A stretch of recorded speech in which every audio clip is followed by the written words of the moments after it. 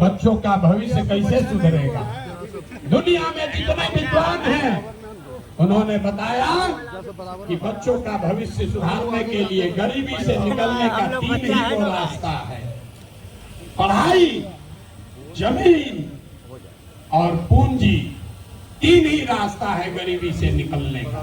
अगर आप पढ़ लिख जाएगा, आपका बच्चा पढ़ लिख कर नौकरी रोजगार कर लेगा तो उसकी गरीबी खत्म हो सकती है। अगर आप पढ़े लिखे नहीं हैं, आपके पास जमीन हो तो खेती किसानी करके भी आपका बच्चे का जीवन सुधर सकता है। और अगर दोनों नहीं है तो पैसा पूंजी अगर हो, कोई आपको कर्ज भी दे दे तो कोई ना कोई छोटा मोटा रोजी रोजगार दुकान व्यापार करके भी आप अपना जीवन सुधार सकते हैं। बिहार में ध्यान से देखिएगा तो यहाँ पर ज्यादातर लोगों के पास ये तीनों चीज नहीं है। यहाँ रहने वाले जितने गरीब लोग हैं उनके बच्चों के पास पढ़ने का कोई सुविधा ही नहीं है। गरीब का बच्चा जा रहा है पढ़ने, वहां पढ़ता नहीं है, खिचड़ी खाया और घरे चला आया। कॉलेज में खिचड़ी नहीं बट रहा है लेकिन वहां से डिग्री बट रही है। बिहार के शिक्षा व्यवस्था का हाल ये है, स्कूल से खिचड़ी और कॉलेज से डिग्री बट रहा है। पढ़ाई दोनों में कहीं नहीं हो रहा। तो अगर पढ़ाई चाहिए क्योंकि यही रास्ता है गरीबी से निकलने के लिए, तो बिहार में सबसे ज्यादा पैसा शिक्षा पर खर्च होना चाहिए। इसलिए जनसुराज कह रहा है कि जब हमारी व्यवस्था बनेगी तो 1 घंटा के अंदर शराबबंदी को उठाकर फेंक देंगे। 1 घंटा के अंदर शराबबंदी को उठाकर फेंक देंगे। अब लड़का को बुझाया नहीं कि भैया शराबबंदी और पढ़ाई का क्या लेना देना है। हम बताते हैं क्या लेना देना है। अगर बिहार में विश्व देश का सबसे अच्छा शिक्षा व्यवस्था बनाना है तो 5 लाख करोड़ रुपया चाहिए। 5 लाख करोड़ रुपया चाहिए अगले 10 वर्ष में, तो देश का सबसे अच्छा शिक्षा व्यवस्था बिहार में बना दिया जाएगा। और ये 5 लाख करोड़ रुपया आएगा कैसे? ताली मत बजाइए, समझिए। जो शराबबंदी हटाएंगे तो ये तय किया कि शराब से आने वाला टैक्स का पैसा वो बजट में नहीं जाएगा, नेताजी के सुरक्षा के लिए नहीं खर्चा होगा, सड़क बिजली पानी के लिए नहीं होगा। जितना शराबबंदी के टैक्स का पैसा होगा अगले 20 वर्ष बिहार में सिर्फ और सिर्फ नई शिक्षा व्यवस्था बनाने के लिए खर्च किया जाएगा। अब समझ में आया काहे हटाना चाहते हैं? हर बरिस 20,000 करोड़ रुपया शराबबंदी के चलते नुकसान हो रहा है, तो 20 वर्ष के पैसे को, शराब के टैक्स को अगर आप नई शिक्षा के व्यवस्था के लिए खर्चा करें तो 4 लाख 5 लाख करोड़ रुपया बिहार के बच्चों के मुस्तकबिल को बदलने के लिए उपलब्ध हो जाएगा।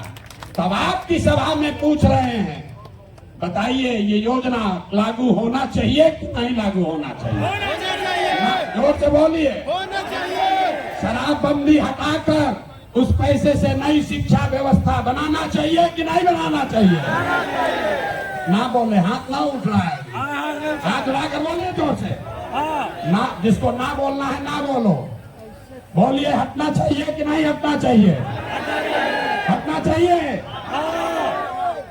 तो हम ये नहीं कह रहे हैं कि शिक्षा व्यवस्था बनाएंगे, उसका रास्ता भी आपको बता रहे हैं। 5 लाख करोड़ रुपया जुटाएंगे इसी बिहार से और ऐसी शिक्षा व्यवस्था बनाएंगे कि पूरे देश से लोग जैसे नालंदा विक्रमशिला में पढ़ने आते थे वैसे यहीं पर पढ़ने आएंगे, तभी बिहार ज्ञान का भूमि फिर से बनेगा। होना चाहिए ना? एक बार जोर से ताली बजाइए, तो बजाइए जोर से ताली। ना हुआ अरे अपने बच्चों की शिक्षा व्यवस्था के लिए आप इतना ताली भी नहीं बजा रहे हो यार, जोर से बजाइए ताली। इस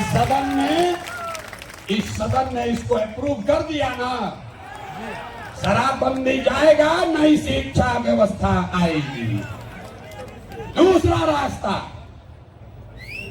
दूसरा रास्ता ये 15 बरस से ये शिक्षा व्यवस्था से क्या होगा? 0 से 15 साल से कम उम्र के आपके जितने बच्चे हैं वो इतना बढ़िया पढ़ लेगा कि उसको बिहार की व्यवस्था पर वो बोझ नहीं बनेगा। हम लोग सरकारी विद्यालय में पढ़े हैं, लेकिन हमको नाली गली नहीं चाहिए, हमको अनाज सरकार से मुफ्त में नहीं चाहिए, क्योंकि हम अपने पैर पर काबिल हो गए हैं। तो पहला लक्ष्य है कि 15 साल से कम उम्र के बच्चों के लिए इतनी अच्छी शिक्षा व्यवस्था बना दी जाए कि आने वाली पीढ़ी में कोई बच्चा बिहार की व्यवस्था पर बोझ न बने। लेकिन जो 15 साल से ज्यादा हो गया, अब तो कैसे पढ़ेगा? वापस नहीं पढ़ सकता है। तो उसके लिए जन सुराज का दूसरा सूत्र है, 15 साल से 50 साल के उम्र तक के लोगों को जो फिर से वापस जाकर पढ़ाई नहीं कर सकता है, उसके लिए जन सुराज का मंत्र है, हर हाथ में उसको सरकारी नौकरी मिले या न मिले। हम कह रहे हैं कि साल भर में पलायन रोक देंगे, लोग कह रहा है कैसे रोक देगा? अभी इसी सभा में बताते हैं कैसे रोक देंगे। जन सुराज का मंत्र है, सरकारी नौकरी मिले या न मिले, 10 से 12 हजार रुपया का रोजी रोजगार सबको मिलना चाहिए। और ये मिलेगा कैसे? ये मिलेगा पूंजी के ताकत से। ये पूंजी आएगा कहां से? हम मन से कह रहे हैं, हमको विशेष राज्य का दर्जा नहीं चाहिए, हम लोग भिखारी नहीं हैं। हम आपको बताते हैं रास्ता, हमको नहीं चाहिए दिल्ली की मेहरबानी। बिहार के लोगों में, आपके बाजुओं में, हम लोग के दिमाग में सरस्वती की इतनी कृपा है कि हम लोग अपना रास्ता खुद बनाएंगे। वो लोग हमको क्या देगा? बिहार से हम लोग उनकी मदद करेंगे। रास्ता आपको बताते हैं। पिछले साल बिहार में हमने बिहार की जनता ने बिहार के बैंकों में पैसा जमा किया, 4,61,000 करोड़ रुपया। हमने मिलकर कितना पैसा जमा किया? 4,61,000 करोड़। और बैंकों ने हमको ऋण कितना दिया, लोन कितना दिया? 1,61,000 करोड़। बाकी 3 लाख करोड़ रुपया कहां गया? ये कोई चर्चा नहीं कर रहा। हम आपको बताते हैं कहां गया।